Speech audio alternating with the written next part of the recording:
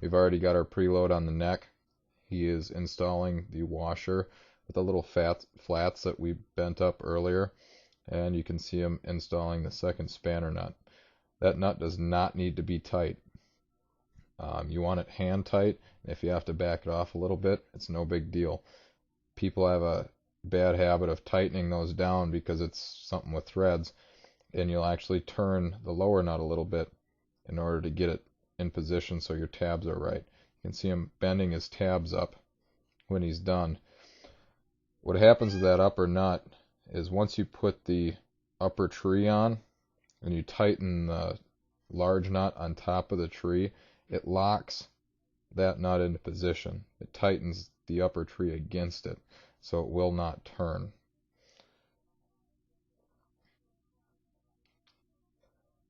That upper nut on top of the tree, you don't want to tighten that until you get your forks through. You can put it on hand tight just to hold everything together. Then you want to put your headlight bucket on, and you want to put your turn signals on. You can test your turn signals to see which side they go before you put it on. You'll also want to make sure that the wires aren't twisted or bound up behind the headlight bucket.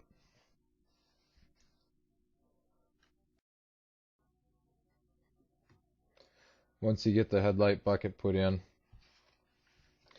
you'll want to clean the area where your fork tubes go in.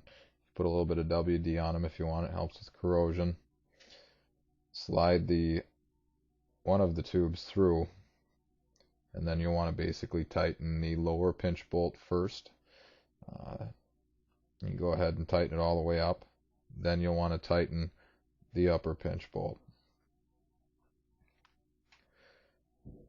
And jump over, repeat the process. Slide the other fork tube through.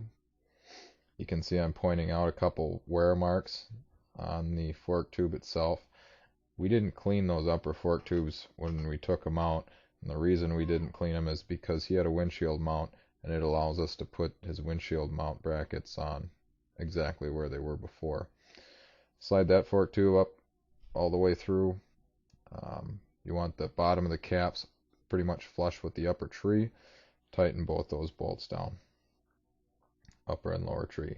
This is the point where you'll want to tighten the large nut on the top of the upper triple tree. Even though we didn't show it in a video, we did it. Then go ahead and put your lights, your turn signals back in. You want to slide your fender up from the bottom, straight up.